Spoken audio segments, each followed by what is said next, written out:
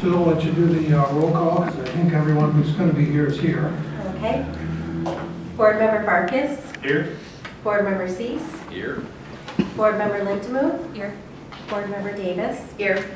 Board Members Doyle, DeVore, and Chambers are all absent, and Chair Reagan. Here. We need a motion to accept those absence. Okay, Nicole, is there a second? A second. Okay, Kim. All those in favor signify by saying aye. Aye. Anyone opposed? We also need a motion to approve the agenda. We need a motion for that. I can do that. Kurt, is there a second? Second that one. Okay, any discussion? All those in favor signify by saying aye. Aye. Anyone opposed? And we need a motion to approve the minutes from April 6th.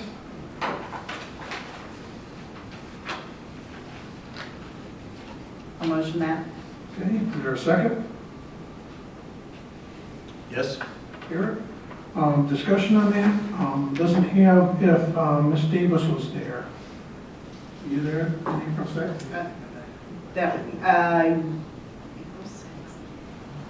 She's not listed as present or absent on that one, so. Okay. We can go back and look at the video. I believe so. Yeah, you were. Okay, I was gonna say, I thought so. There you Well, go. I'll correct that. Okay, so just, we got a motion and a second, and we have one correction. I didn't see any other corrections or errors on that, so we got a motion and a second with that correction. All those in favor signify by saying aye. Aye. Anyone opposed? And treasurer's report, Sue? Our current balance is $502,217. All of the TIFA revenue is in for this fiscal year. New tax bills will go out July 1, and we'll start a new fiscal year and our new cycle of revenues. Most of the capital outlay has been paid. We have a contribution to the museum stairs that's been budgeted for $37,500. And I've also attached the accounts payable listing. There's an explanation, I believe, for most items. I just wanted to mention the Visa purchase, $1,300 was for new flags for the downtown and the Riverwalk. Okay, any questions for Sue?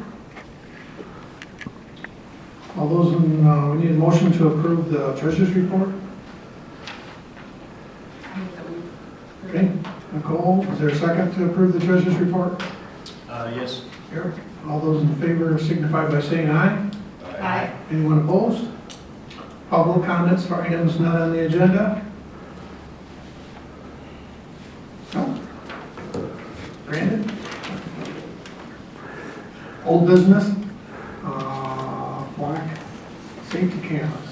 Yep. Update on that. Yep, in the fiscal year 23-24 budget, the DDA budgeted and was approved for $10,100 for the 3 cameras in the DDA district.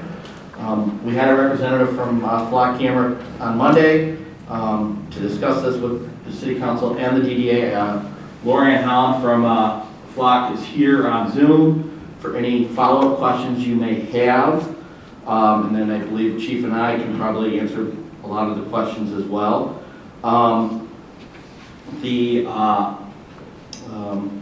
As we've stated before, the city is planning to place cameras in the Alton Nash Main intersection, Foreman and Hudson, Jackson and Main, and Bowes and Hudson.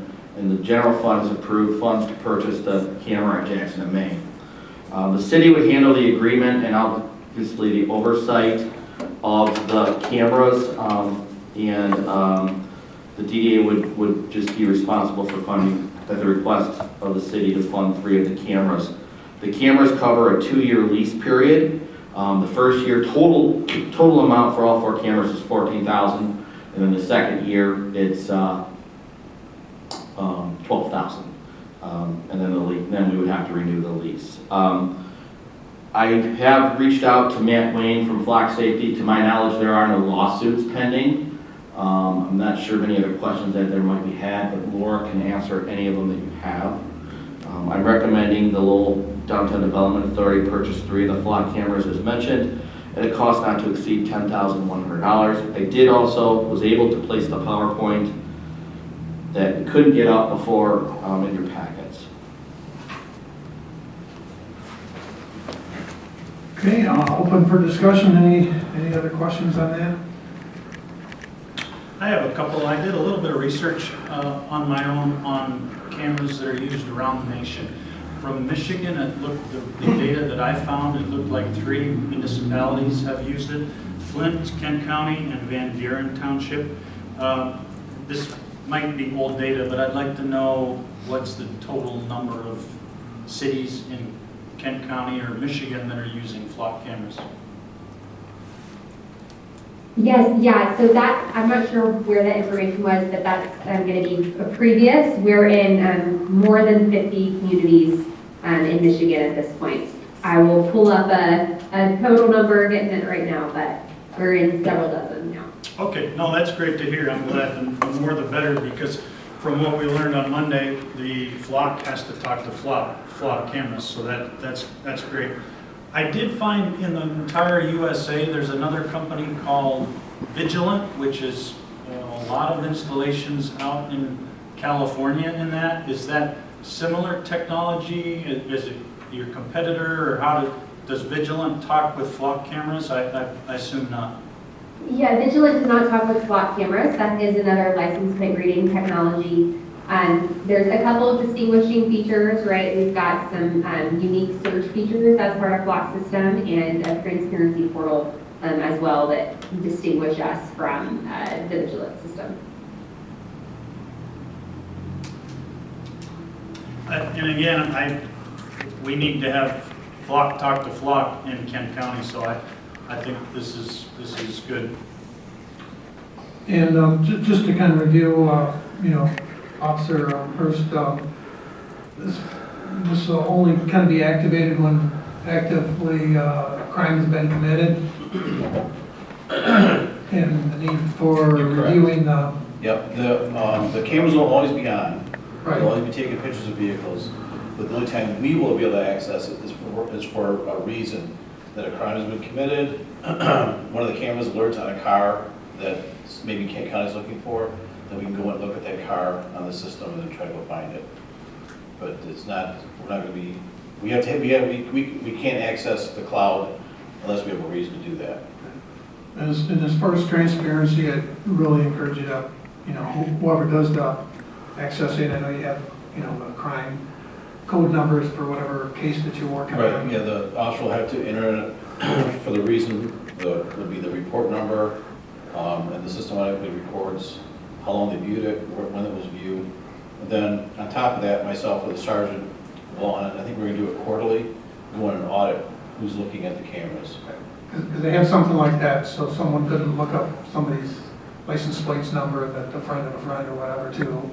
Right, we understand that the flock cameras has no access to the Secretary of State information. It'll just show a picture of a license plate, then we'd have to use a different computer to look up the registration information, so.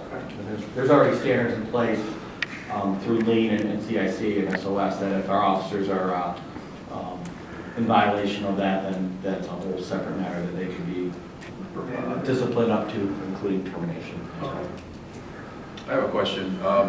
Would you say that the primary importance might be a 50-mile radius around Lowell for other flock cameras in municipalities? Means having another flock system within 50 miles of us? Yeah. It'd be helpful, right, yeah. If we had something, we could put an alert into the system that would let all the cameras know that let all the municipalities that we're sharing with know, hey, we're looking for this red car with this plate or this sticker. If we might find it in Grand Rapids. If it's 50 miles, we might find it in Lansing. I think Lansing has them. It'd be good to know, wouldn't it? What municipalities within a 50-mile radius of us might be, because having them over in Detroit might be a secondary location as some importance, for a car traveling somewhere. Right. But closer, 50 miles, like Lansing to the lakeshore around us would seem to have more importance. So I know Grand Rapids is looking at them. I'm not sure if Ottawa County has them yet, but Wyoming, Kentwood have them. Walker's looking at them. Walker's looking Kent at County them. Sheriff's has several throughout the I don't know county. about Ione County, I don't think they can afford, they probably can't afford it, or they don't have a need for it. But I know Kalamazoo area has that area as well. Yes, yep, Okay, so, so obviously we wouldn't mind encouraging other municipalities to get on board. well, that's kind of how we got into it, because Kent County has, it. Thought, well, we should get these, we could share information, and then maybe, you know, catch some bad guys that they have, or they catch some of our bad guys that we have, come Right. through here, so. Yeah, you might want to even let them know that we're entering into an agreement. That's the plan. If we do get the cameras, we're gonna make it known that we have them, just as a deterrent, Okay. so. Any other questions for Chris or the Zoom? I have one more just on the hardware itself. When I looked through the brochure, it looked like it was solar powered. So I'm not quite sure if this requires hardwire, electrical wires through the poles, or if it's solar. If it is solar, then what about, cloudy days?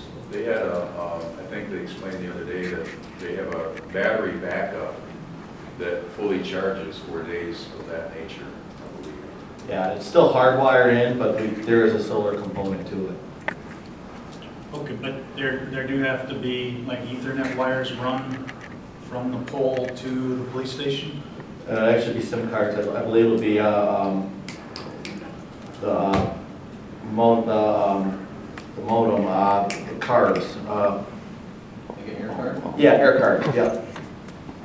Because we have to have either The way I understand it, connection. there's These nothing are wired to the pole. Yes. Just put the camera up, it's got its panel, and the way it was explained this last time, is that they can monitor the camera. If they see that the camera's getting weak because we've had 10 overcast days, they'll send somebody out and switch out the battery packs to keep it trying to keep it moving, keep the camera going in times where we have too much down sunlight.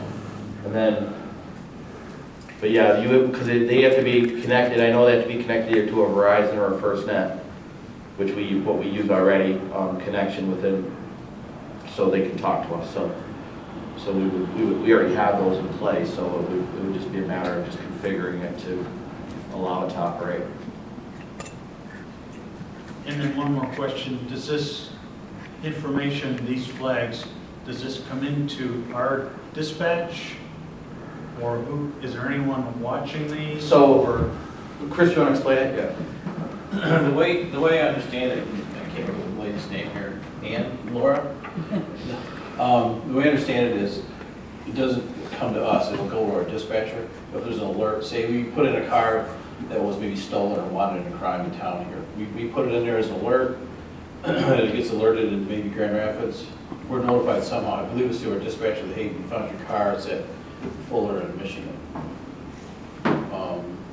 And if a car from another jurisdiction comes into our city, the way I understand it is our dispatcher will find out about it, and then they will call us directly and say, hey, look, this car just drove into your town 2 minutes ago on Main Street, and Grand Rapids is looking for it for this reason. Okay, so I understand, is there a dispatcher here in this building that will get an alert, or is this in Kent County's? We are completely dispatched through the Kent County Dispatch, so their central dispatch. So, Great, good, thank you.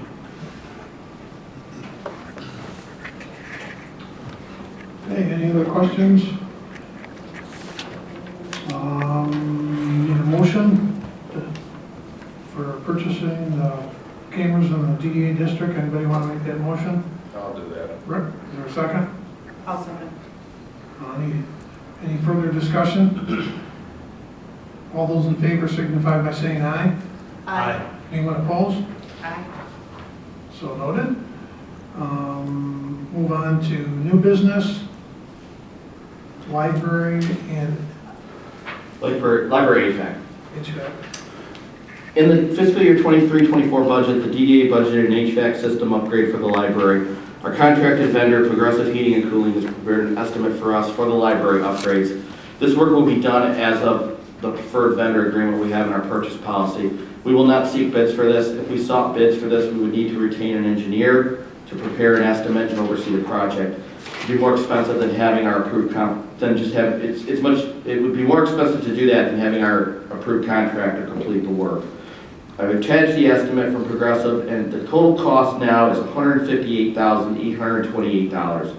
In the estimate, we are proposing the $72,896 cost to install 3 humidifiers to match the existing units, $21,500 to replace the original 10-ton condensing unit, and $64,432 to replace the boiler unit. There is an estimate for $79,542 to replace the air handler units. According to Paul Flanagan from Progressive, we can wait a few years to replace these as that repair is not immediate.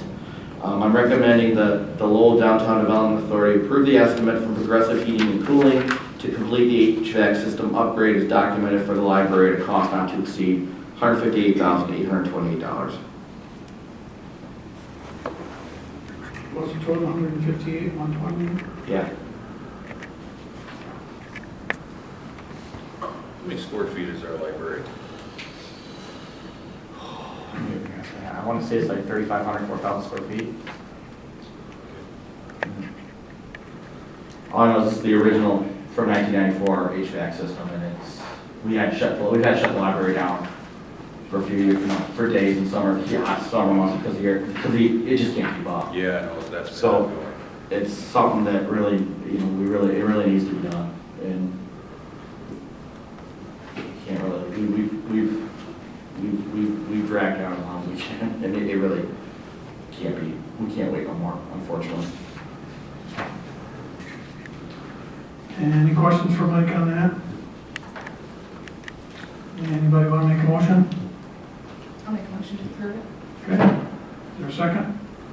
Yes. Eric? Any further discussion? All those in favor signify by saying aye.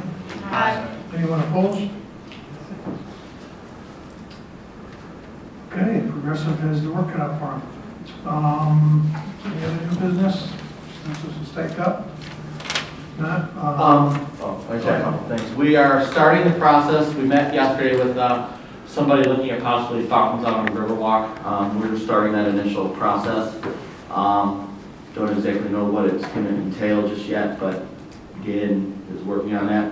Also, the handicap grant program, I hope to be getting notices out to the property owners that this funding will be available here relatively soon.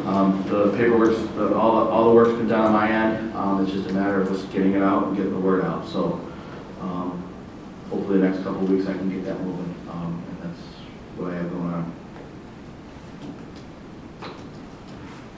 I've got a question, Mike, thanks for that program, and can you remind me of the details? It's $10,000? $10,000 match. So it's a match up to $10,000. It's not just $10,000. So let's say your total project was $15,000. You would only be eligible up to $7,500. But it would allow for anything pertaining to handicap accessibility, ramps, the landing areas, the automatic doors, things of that nature would be eligible expenses. Great, that's great. I assume it has to be made per ADA recommendations or something? Yeah, you're required to, it's required to meet ADA. You would have to do that, yes. Thanks again for that program. Yep. Is that a percentage that is, or? It's a straight up to 10,000. Okay, so once that 10,000 is used, then that's what we have for the year? We have 75,000 budgeted right now. Oh, okay, so theoretically, 75 businesses put in 10 grand for handicaps, they can get it? I'm willing to bet you probably get maybe, my experience has always been you get a few, and then you evaluate whether or not you need more money, if it's successful or not as you move it along. And just a little history of that, that was one of the founding purposes of the DDA districts, as far as I know back when it was set up in 1975 or 85 to help with ADA disabilities once that came online. And there have been some businesses that have benefited from that. Not elevators to my knowledge, but the ramps and stuff. Yeah, no elevators in this scenario, it's ramps. Darn, any other comments from the board, Nicole? Okay. I have a question, and this might be for Shannon, I don't know, but you brought up the Riverwalk, and it reminded me that we have speakers along the Riverwalk for continuous music. Do we know where all of that stands?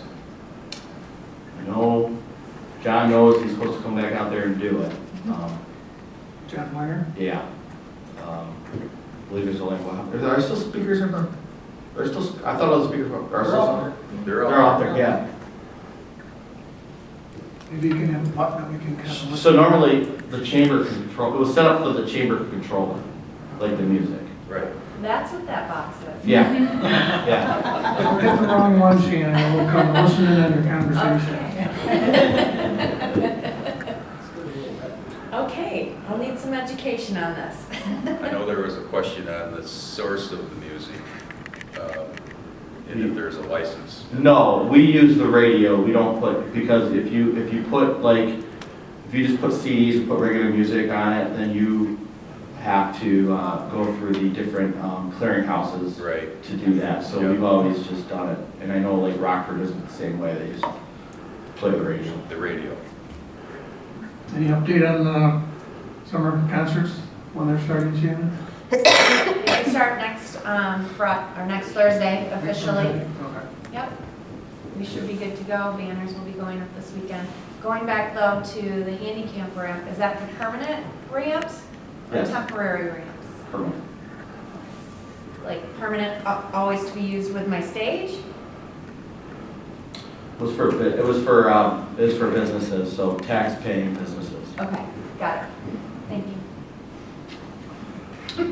I guess I do need to ask then, temporary ramps, like was on the stadium aluminum ramps, are those included or does it need to be? I'd have to look at the standard, I don't remember off the top of my head.